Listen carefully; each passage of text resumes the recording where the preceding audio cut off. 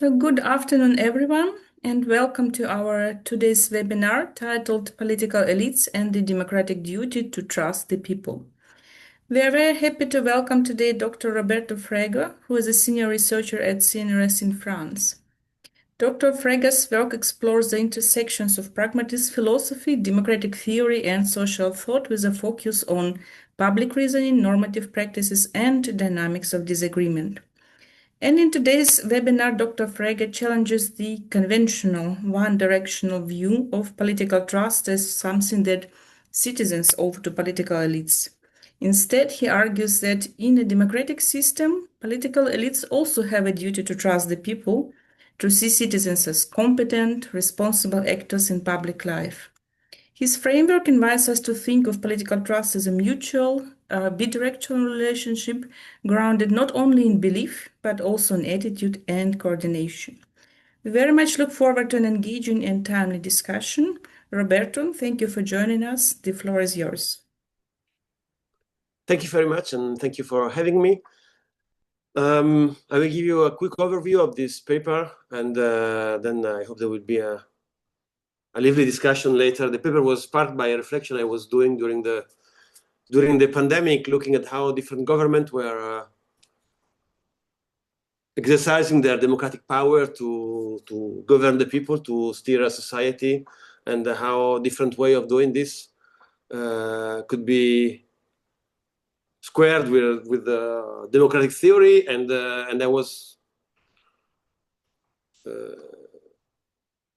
I began to think about the role trust had in different way of understanding the coordinating role of political leaders in a society under strain. And the paper came out of this reflection, and at the beginning, the first draft was very much focused on COVID crisis, and then this part almost disappeared since it basically I realized it was simply a pretext to talk about other questions and specifically about a broader view about the place trust should have in our understanding of democracy and or of trust as a political feature of a society. Now, where is this? Okay. So to give you a very quick theoretical epistemological definitions, in epistemology, people tend to define trust as belief.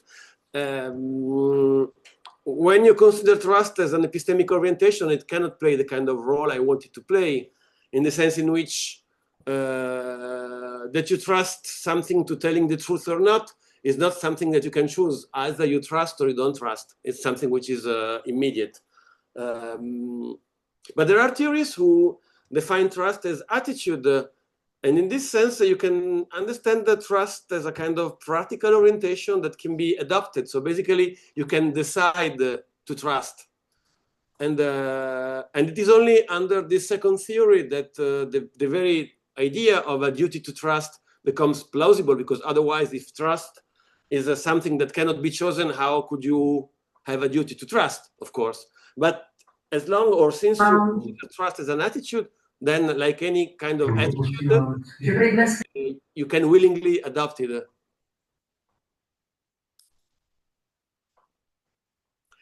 So in this sense, once you admit that you can have reasons to choose to trust, in the context of social and political life, you can have at least three types of reasons. One is pragmatic. Basically, if you trust people, you improve social cooperation because you increase the level of social trust. You can have performative reason because trusting others has therapeutic and reparative functions, especially in case of people who has been minoritized or found themselves in difficult situations. And then you can have instrumental reasons, in sense in which even if you don't trust someone, showing him or her trust may elicit positive behavior. And so it could be a kind of a very instrumental way to build trustworthiness, which is not existing. But all these three reasons, they fit into my attitude approach to trust. In social and political theory, you basically find a account of trust, which are of two kinds. One is classical theory of social trust, which is the basic symmetric dimension on which social life is built. You assume people trusting you and you trust them, and symmetric here means that basically there's no positional difference between the one who trusts and the one who is trusted. You can be both of them, usually are both of them. Then you have the more specific political theory of trust as a basis of elite legitimacy. And in the classical principal-agent relation, the legitimacy of elites repose, among other things, on their trustworthiness. So basically here the relationship is asymmetric, and it is only elites who are or are not trusted, and it is only the people who trust or mistrust them, but they cannot exchange roles. This is the sense of asymmetry. And starting from these two classical approaches to trust, my idea was to develop a kind of a broader framework that could show that these two were simply two of more logical possibilities. And so I tried to explore what these possibilities could mean. And this is very simple.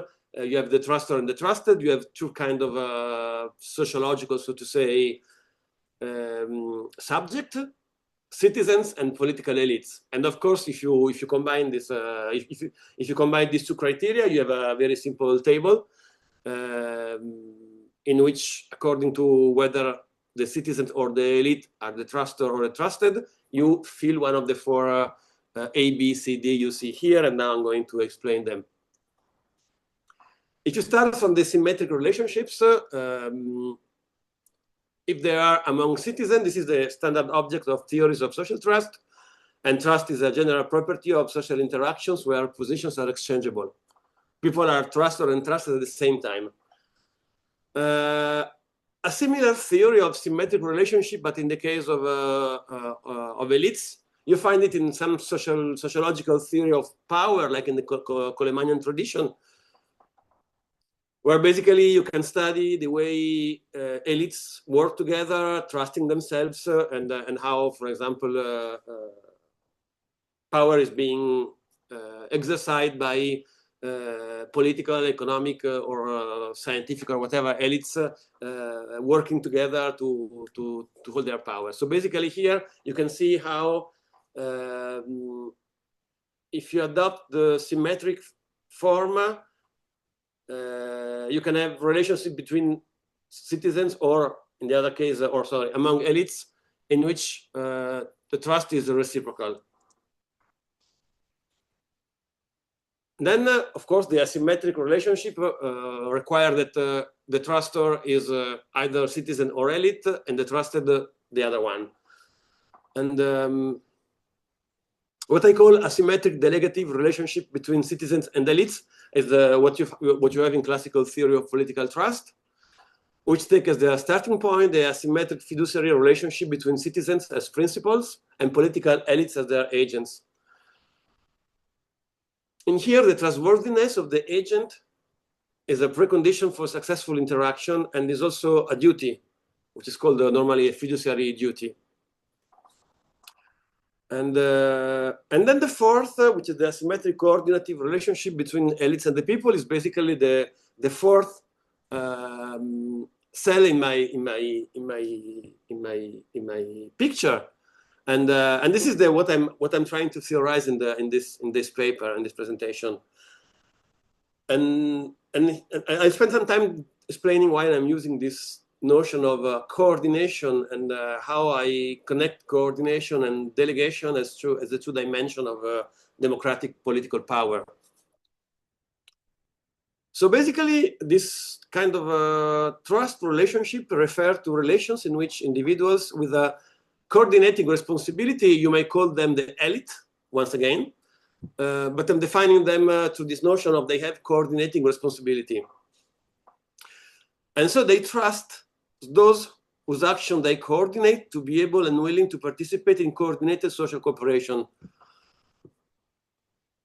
The trustfulness of the coordinator determines the way in which he or she will fulfill his role. The trust relationship is still asymmetric, and positions cannot be exchanged once again. But citizens are now in the position of trusted actors, and those in charge of coordination in the position of trusters. So basically, you have once again a theory of political elites, and once again, trust plays a key role in explaining the interaction between elites and the people. But the trusting relation is reversed in relation to the first one.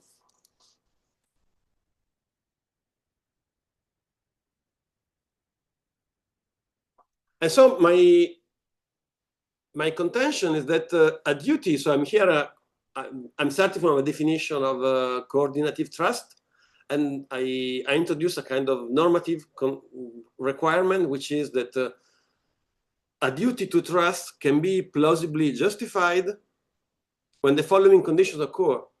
An agent A has a responsibility towards an agent B, and here, of course, we can assume that elites, they always have, at least political elite, responsibility towards agent B in the simple sense in which they have been entitled to some power in order to fulfill some function. And the second condition is that trusting attitudes are required to fulfill appropriately this obligation. And of course, the agent has not been proven untrustworthy. I mean, I'm not going to spend much time in this, but of course, this is part of any basic theory of social trust. You can consider someone trustworthy till proven otherwise, in the sense in which nobody here contends that someone has a duty to trust someone who has proven to be untrustworthy.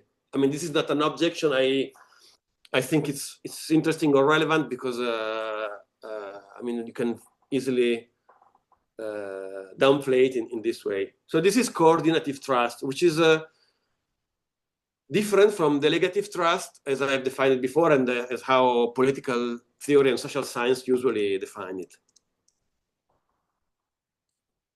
So basically here you have a kind of exemplification. The classical theory of political trust is a delegative one. Citizens trust politicians. The duty is trustworthiness. Politicians have a duty to be trustworthy. And the ground of obligation is the kind of fiduciary relation which is rooted in the agent principle theory. So basically, okay, we don't need to go further into this. Then coordinative trust. Those who have a duty to trust are not citizens anymore, but they are politicians. They have to trust who? Citizens. And therefore, their duty, since we continue to talk about the duty of the elite, is not to be trustworthy, but to be trustful. And the ground of obligation is not anymore the fiduciary relationship, but coordinative responsibility, meaning they have a duty to coordinate a social group and to fulfill their duty in the best possible way. They have to trust people they are coordinating, therefore citizens, to behave in the expected way.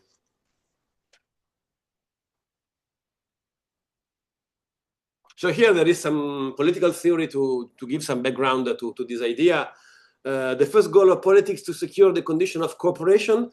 Maybe this is not the most accounted for or the most accepted definition of politics, but it has some theoretical ground, and I think it's plausible in the sense in which, at least in the pragmatist tradition, is the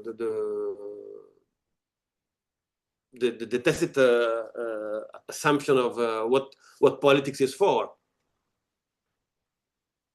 In a democratic society, social cooperation takes the form of collective self-government. I think here we are on more secure ground. And therefore, we have the question, how can this social cooperation be achieved under democratic conditions?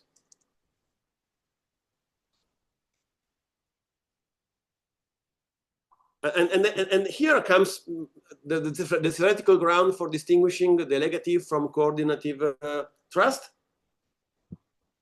in the sense in which the first condition is the political body selects the agents through the election, notably, that make this cooperation possible, and that they should be trustworthy in the sense in which they take responsibility for steering social life.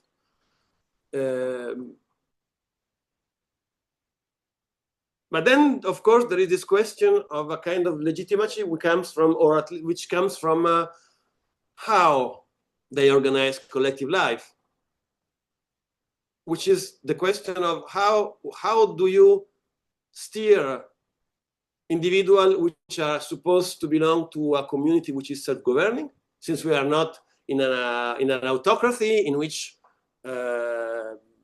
you can simply issue order and punish if people do not follow them.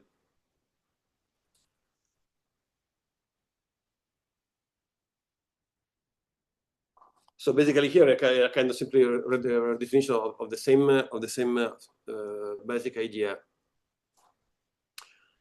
And here a point is that when you take this coordinative perspective, meaning that you don't simply accept that once someone is elected and exercise power by the rule, this is enough to provide him or her legitimacy. Then you have to go into the specific details of how this coordination takes place, because of course you can steer a social group, or coordinate individuals through informal social norm, to the issuance of general recommendation, through explicit threats, or through detailed and enforceable rules. And the way in which you choose to do it is not neutral from the standpoint of democratic theory. Because of course, second point, such an actor can be nudged, enticed, persuaded, bribed, or forced into acting or refraining. And any of this is closer or farther from a democratic norm. And then the question of the relevance of coordinative trust stems precisely from this more detailed analysis of what does it mean for a legitimate elite or legitimately elected elite to democratically govern a community. And unsurprisingly, I think you will see that the main difference among ways, consider the example I was giving in the previous slide, among different ways of steering people concern the autonomy people are given. What does it mean to give autonomy to people? Coordinators, and once again here you have to see here executive leaders to be people who coordinate the way in which society operates. So coordinators, of course, make assumptions about social actors' intentions and competencies. Because of course you issue a law, but you have to, when you evaluate whether a law will be effective, you have to make assumption about how individual will understand this law, decide to abide by this law, respect it, not respect it, etc. And so basically you are engaging in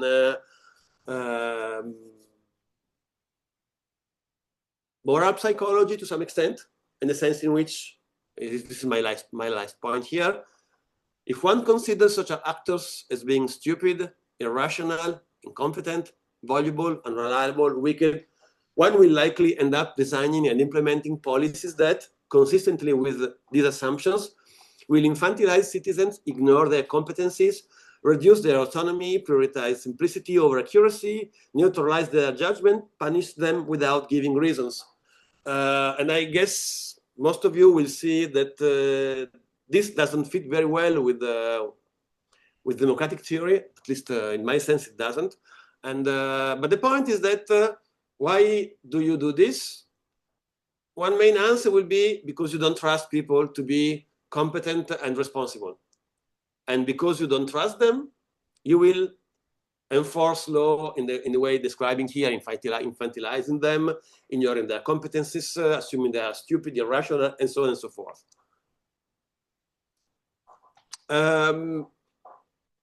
Here a quick detour through organizational study, because in political theory we don't have many studies, to say the least, about this coordinative trust. But organization study, management study, they've been exploring a little bit further this idea that when you are a leader, a manager, a team leader, or however you want to call it, the effectiveness of your role will depend partly on how much will you trust your team member to be competent and trustworthy.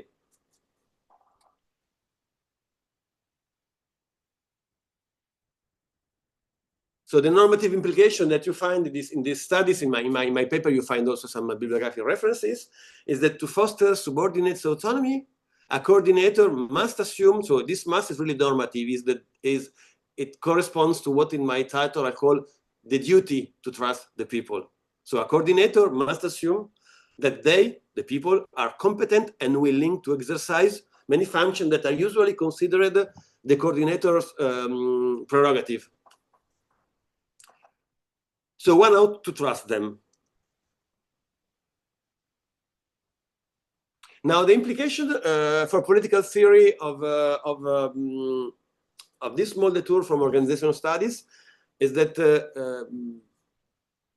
democratic politicians and civil servants, we can come into the Q&A on the distinction between these two categories of elites.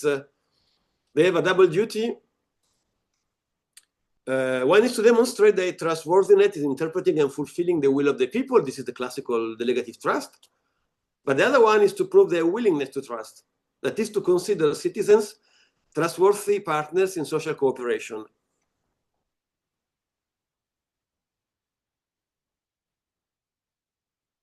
As I said at the beginning, there is a proviso which is this duty is subordinated to citizens' proof of trustworthiness.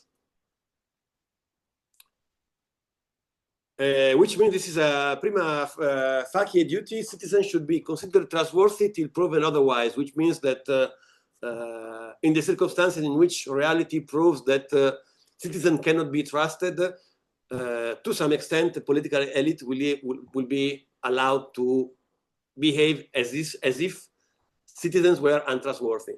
And this may have true implications, we'll see them later. I think there are two grounds of justification we can find. The first comes mainly from organization study. The second comes mainly from democratic theory. The first is pragmatic. Coordinative trust is the relational condition that makes coordination most effective. This is the pragmatic ground you find in organization studies, where basically you have also some interesting empirical investigation showing that trusting people is the better way to make a community or a team work better.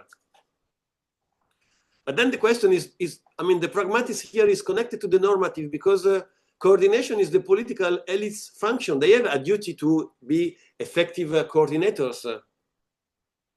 And in this sense, they have a duty to establish the conditions that make coordination most effective. If they fail in coordinating the activity of the community they represent, they are also failing their classical fiduciary duty.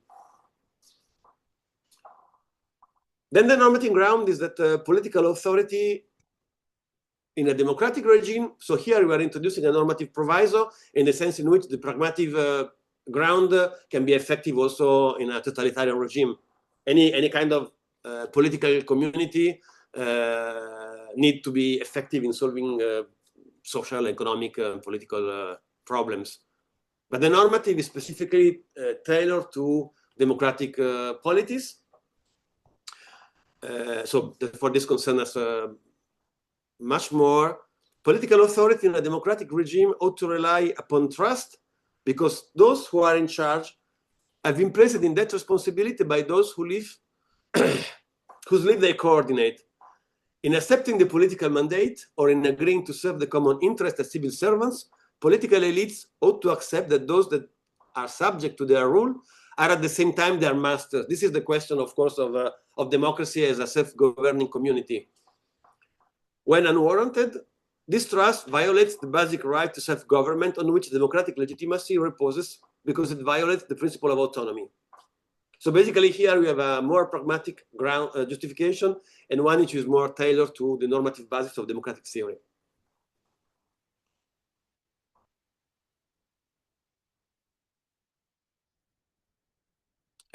here I'm coming to the two implications I was discussing before.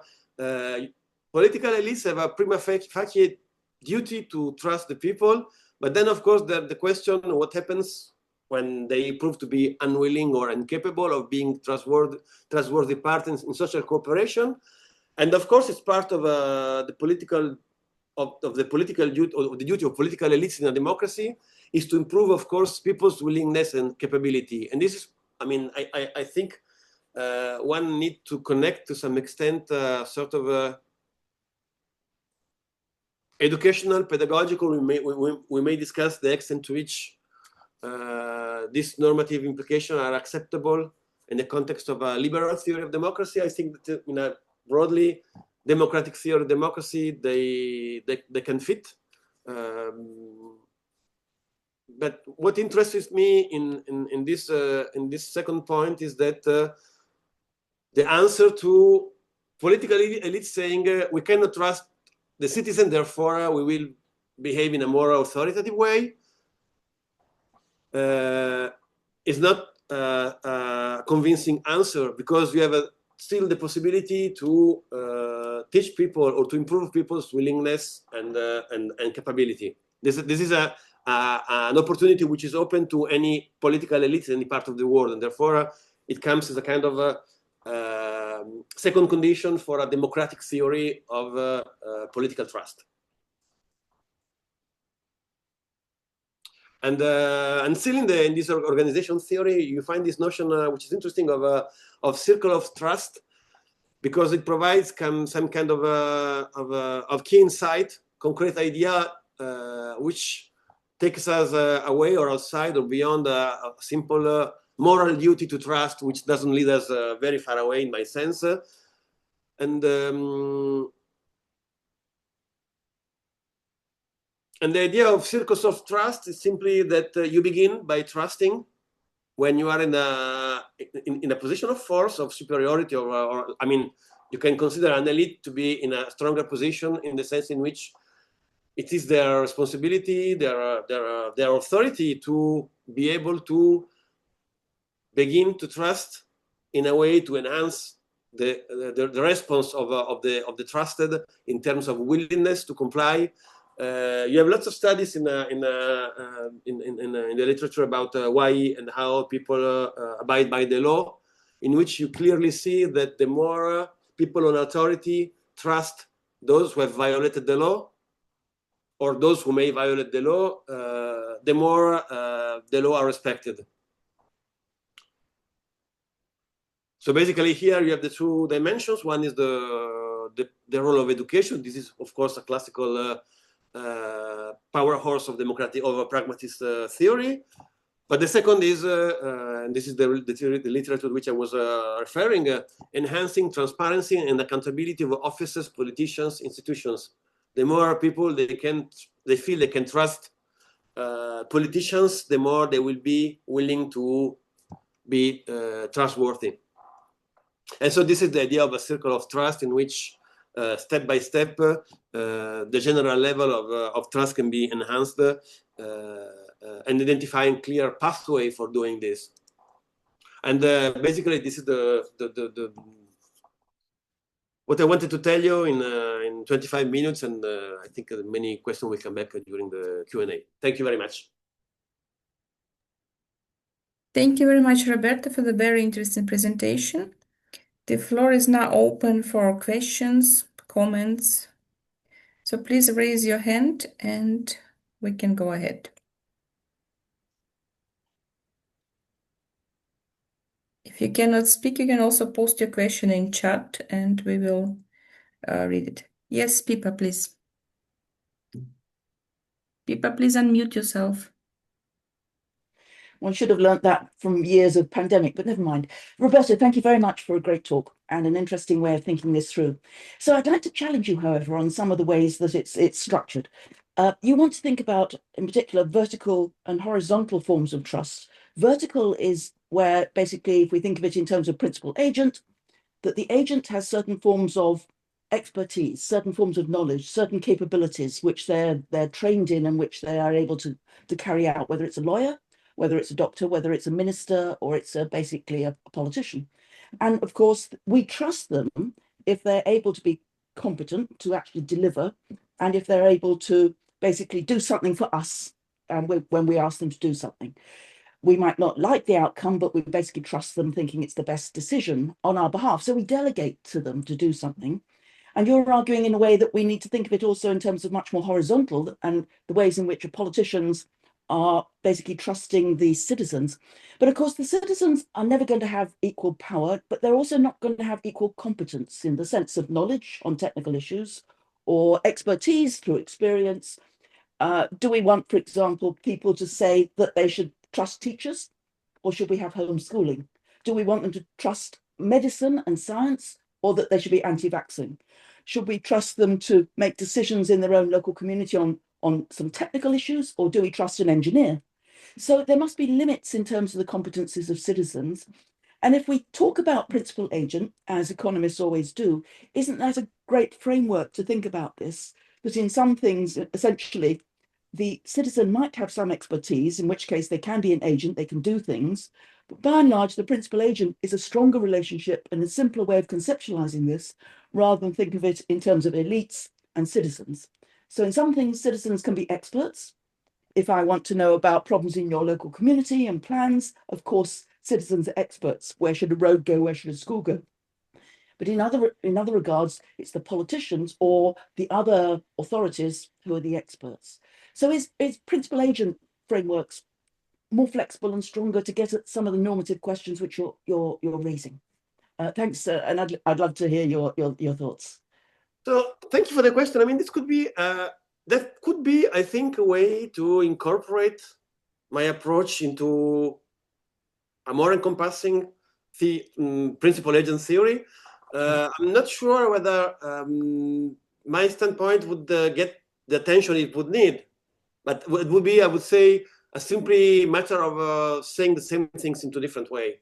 But the point I think it's important to me is not to what extent citizens can be trusted when they are expert in the kind of citizen knowledge or citizen science approach, but in the sense of very simple social competence. So I was saying at the beginning, I began to thinking about this during the pandemic because living between France and Italy, I was immediately faced with the fact that in the face of the danger coming from the simple fact that people were getting in touch and maybe simply touching or staying closer, they would expand the pandemic. And in a very simple sense, our elites thought that we were incapable of a very simple thing, which was respecting something which anybody can understand, which is respect distance. Don't touch other people. Don't go into a house where there are elderly. We don't need to be an expert to understand this. Whereas there were a country like Germany, Sweden, in which they said, you don't need to do this because this is dangerous. This is simple. You can understand it. Just don't do it.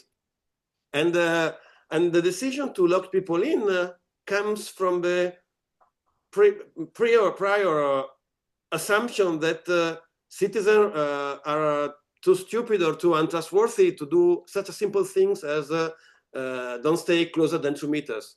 And so so if you want, starting from there, my reflection was independently from the fact that maybe at the time we deserve to be treated like this. So my point is not a criticism of how maybe they did the right things because we couldn't or shouldn't be trusted to do something which maybe we really weren't able to do because of cultural stereotypes or cultural habits or whatever.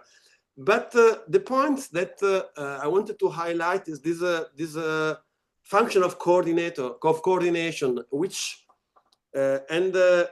within democratic theory, you cannot avoid considering that if we are in a democratic community, I cannot simply order you to do things because there is a better way, which is to explain to you, to persuade you, and to have you develop your own autonomy in doing this. And of course, there are things like sanitary policy in which a government has a duty to decide which is a policy, and if they decide that vaccines are mandatory, vaccines are mandatory. This is not the question. But my point is really, if we want to take seriously this coordinative dimension of democratic social life, we need to rethink this the asymmetric relation of trust in the reverse way.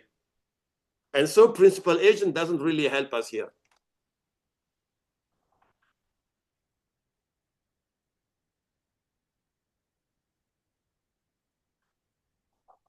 Thank you very much, Roberto. So, Pippa, are you satisfied with the answer? Maybe not. But the reason I like, as you say, Roberto, it's a more abstract idea. So we can all be principals and we can all be agents. On some things, I might be particularly somebody who's expert, just as a citizen, because I know maybe what's best for my family or what's best for my community and things like that. But on many other issues, I have to delegate, don't I? I can't coordinate the action. I have to rely on the experts, basically, whether they're scholars and scientists or whether they're politicians and bureaucrats or whether they're other experts. So we have to have a principal-agent relationship in many ways. And clearly, another way of thinking about it, Roberto, is that the vertical is between the experts and the citizens. And so citizens should go along with certain recommendations, like vaccinations, as you said, because they don't have the scientific knowledge to be able to judge that for themselves. They're not competent to judge the value of vaccines in many ways. Otherwise, we wouldn't be having record cases, for example, of measles in Canada, which we suddenly have got coming back, which had been eradicated, and suddenly it's back because people believe conspiracy theories. They're not competent themselves to judge the scientific value of vaccines, right, according to the scientific community. But when we're talking about horizontal relationships, then that's where you have to trust each other to cooperate. So should you belong to a collective like a trade union? Should you belong to a local parent-teacher association? Should you? So that's much more a matter of equals in which we're learning from each other and cooperating, where clearly everybody can be much more both a principal and an agent, and where ordinary citizens are themselves experts, for example, about what they want their kid to learn in school, or what they want in terms of sports, or whether they want to have a particular local facility built in their area. So isn't there, again, isn't principal and agent a classic way of understanding these relationships, and one which can get at some of your concerns, but doesn't assume that essentially citizens are experts across everything, or can be experts across everything, because I don't assume that. I don't think you'd probably assume that either. I can't assume technology. My expertise on technology, of course not. I'm not a technologist. I can't assume my expertise on medicine. I don't want to do my own operations, thank you very much. I can't assume that I'm an expert on physics or a whole bunch of other things. So principal agent kind of gets at those relationships and says, on some things I want to delegate because I don't know enough. Nobody can do that through education. Not everybody's going to be a surgeon. Not everybody's going to be an AI technician, etc. I have to delegate some things, and in that sense, principal agent gets at it. And where you want, yeah, sorry, Roberto, come back. So maybe there was a misunderstanding. My question was, we are discussing asymmetric relationship, and our question is, under which condition political elites' power is legitimate? We have to. So my answer is, in classical democratic theory, there is one explanation, which is we can delegate power to them, but they need, or when they show to be trustworthy. And my answer and my question is, yes, of course, we need to delegate. I'm not denying this anyway, but there are two grounds of justification. One is that they are trustworthy, but the other one is that they are competent in coordinating social life. And to be competent in coordinating social life, they need to be trustful, not only trustworthy. It's not enough to be, because to be trustworthy, Italian politicians during the pandemic, they exercised their delegated power. They were our principal. We delegated them, and they knew better, so they decided. But there was something which was insufficient, according to my theory, which was in exercising this role. They didn't fulfill their role in the way that democratic theory would have required them, because one ground of justification is that they fulfill their coordinative role effectively. And they cannot do it unless they trust the people to be competent in their basic social interactions. Thank you very much, Roberto. So if you would be advising a policymaker today in France, Italy, or elsewhere, what do you think would be the first step they could take to begin institutionalizing this duty to trust citizens? Well, there are many things that could be done. There are interesting studies on, for example, on how street level bureaucrats they deal with everyday cases, people who need some money, people who get out of prison, or any kind. And here you see very clearly that you have two different way of which are two paradigms of how the state power meet citizens. And one is the clear bureaucratical model you find almost everywhere, which is you are coming out of prison, I don't trust you, you're a drug dealer or whatever, and I put you on parole, I control you. And the other one is to create circus of trust, which means creating some space in which you trust the other to be willing and competent and to see how it works. This is a very simple example about this. In the case of pandemic, we discussed there could have been different way of applying a limited lockdown or not lockdown, or trying to see, for example, like in Sweden did, they will, or I mean, I'm not, once again, I'm not, or in Germany for that case, in which where compared to the United States, the basis for not locking people in wasn't we are against vaccine, we think the COVID is a hoax, but we think that things will function better if citizens take on their own the responsibility of the well-being of their fellow human beings. And of course, I mean, of course, it's a kind of experimental move, and the idea of circle of trust is precisely you should begin with small moves and see how it works, of course. Thank you very much, Roberta. We still have time for a few more questions. So if you would like to ask Roberta something, or if you would like to share a comment, please raise your hand. Yes, Claudia, please go ahead. Thanks for this very interesting lecture you gave today. Elected politicians already have or enjoy a kind of vote of confidence, a leap of trust from the citizens. They are asked to trust them, they hear just things about them and see them. Has this implicit trust been treated in your research as well, or because they start to trust, citizens start to trust by voting? Yeah, but this is the classical delegative approach. So and my question was, we all agree that one of the main reasons why democratic politics is in crisis today, or one of the main maybe effect, is that people don't trust politicians anymore. But we never ask whether or why politicians trust citizens or not, which may be part of the problem, and we don't see that part of the problems comes from if the mistrust is reciprocal, there's no way of going forward, and we always start from the assumption that the political elites deserve to be not to be trusted because of how they behave, but we never ask the question how, on the other hand, they could or should reconstruct trust relationship also, not simply behave in a better way, like not taking money or doing what they promise to do, because we always look at these things. You promise to do something, are you doing it this way or not? And we assess a politician's capability or legitimacy in terms of checking what they did compared to what they promised to do. But we never look at how they do things in terms of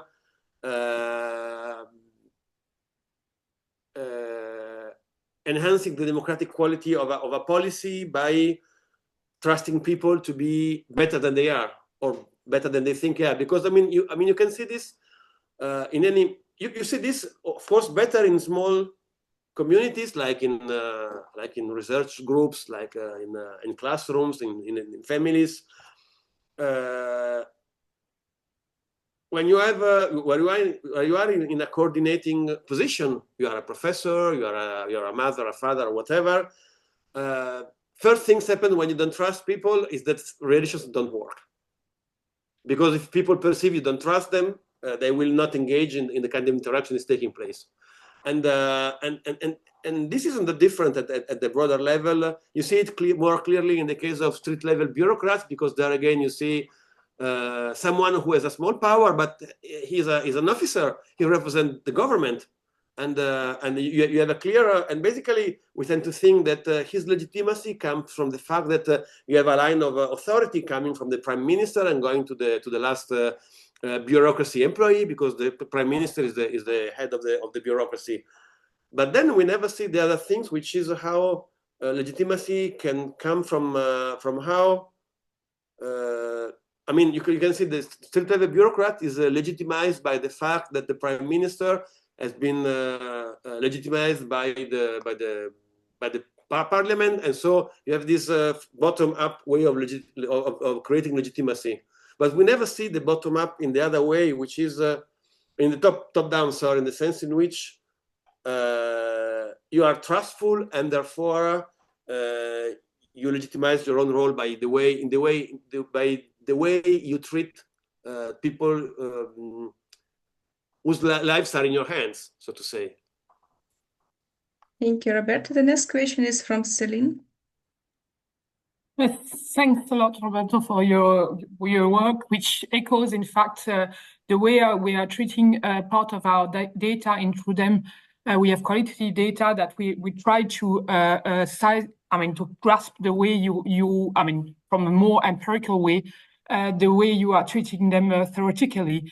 And my question for you is, we know, from the work of PIPA and a few others, but mostly, from PIPA's work, what makes elites trustworthy, and that is transparency, accountability, impartiality, integrity.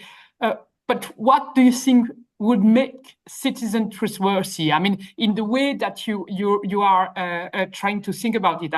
Are they already normative? Norms that you qualified will make citizens trustworthy from the elite's point of view? I think it's the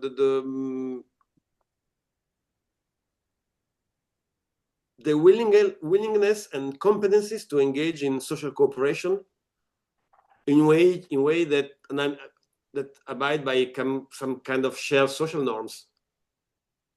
One part would be willing to abide by the laws, for example, and this is part, I think, of there is part of the answer why people cheat or do not follow the rules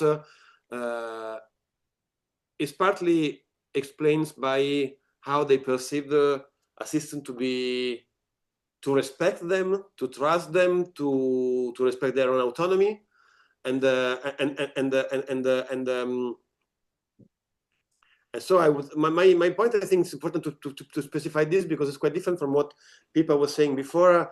I'm really talking about very basic social competencies. It's not to be an expert in something or to have autonomy in deciding whether to vaccinate your own children or not. It's basically how you interact in social life. Do you respect? Do you abide by the law? Do you help your fellow citizens which they need something? Do you take part to social activities, whatever? But do you feel that you belong to a political community, and that you are willing and competent to make your own part in making this community function in a healthier way? So it's very simple. I'm really not going into some competencies that but sometimes even though these competencies can be very simple, I mean, they are social competencies, not technical competencies, they may be lacking for social historical reasons. For example, you know better than me that there are, you can explain why in certain country people trust or mistrust political institutions more or lesser. So the kind of political trust you have depends on is higher in Scandinavian countries, is lower in Mediterranean countries, and this kind of social trust is part of what need to be. I think there is a correlation between. I mean, I've been doing some very superficial empirical research, but I think there is a correlation between the extent to which citizens trust political institutions and the extent to which politicians trust citizens to be competent. In the sense, I think we could track part of this, seeing how political elite behaved during the pandemic. The extent to which they were willing to say, okay, I trust you to do what you should, or they said, you are too stupid, just stay in your house, don't move anymore because it's too dangerous. And so this is the very, I mean, it's really basic, the sense in which I'm talking about competences. Thank you very much, Roberto. So you mentioned that it's not the expert knowledge per se, but some social competences that elites should be expecting from the citizens. And I noted several things that you just listed: abiding the law, helping others, participating in social activities. But if you look at some public opinion research data, we will find out that there's a lot of variation across the world whether citizens abide the law.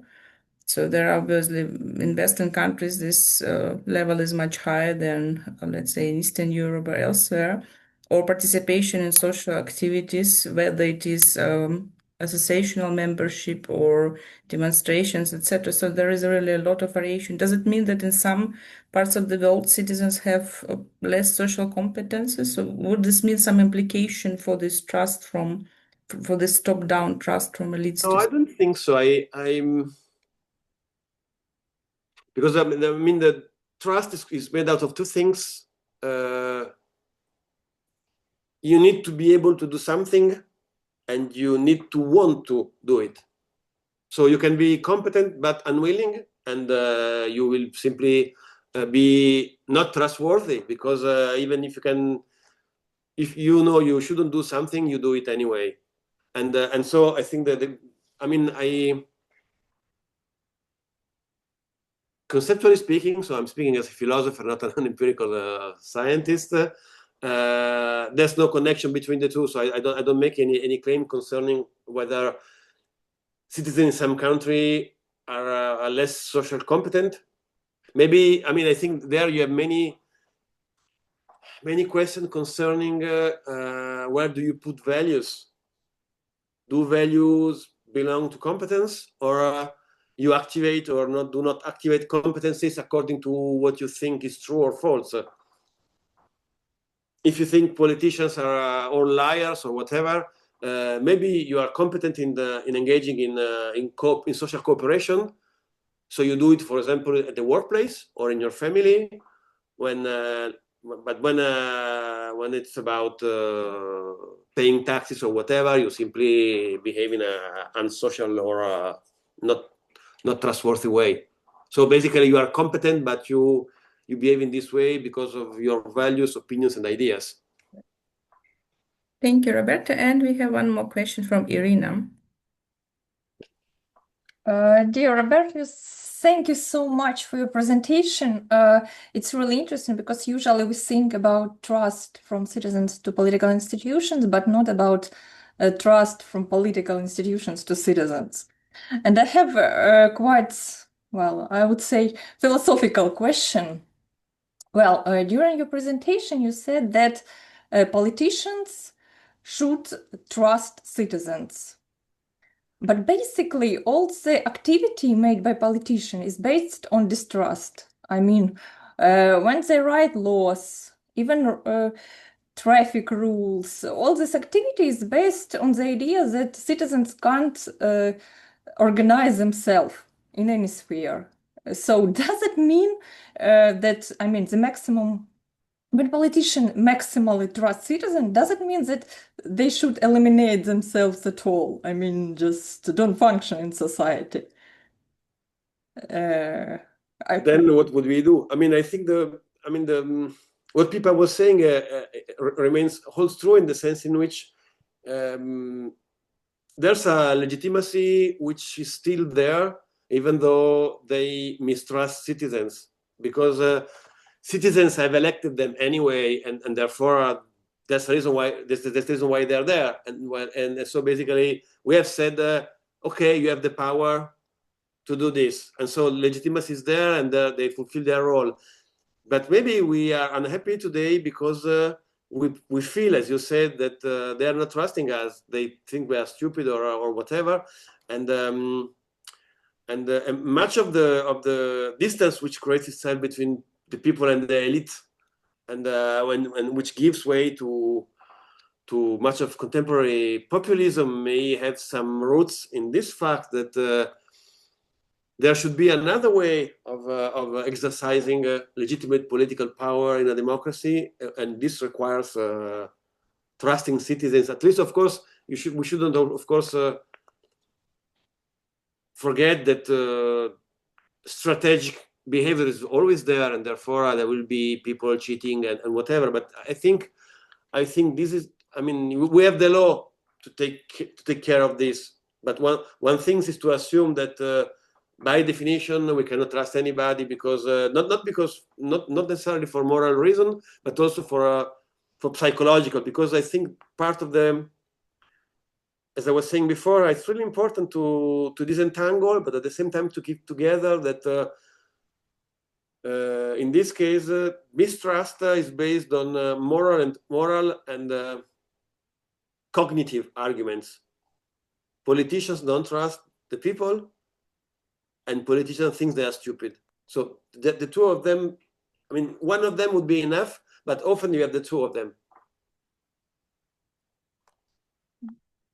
Okay, thank you so much. Thank you very much, Roberto. As you can see, it's a very interesting approach that you are pursuing in your paper. There were many questions in our group, but we are out of time by now. So I suggest if there are any questions remaining to Roberto, please follow up by email. And the video of the webinar will be available shortly on our website and the YouTube channel.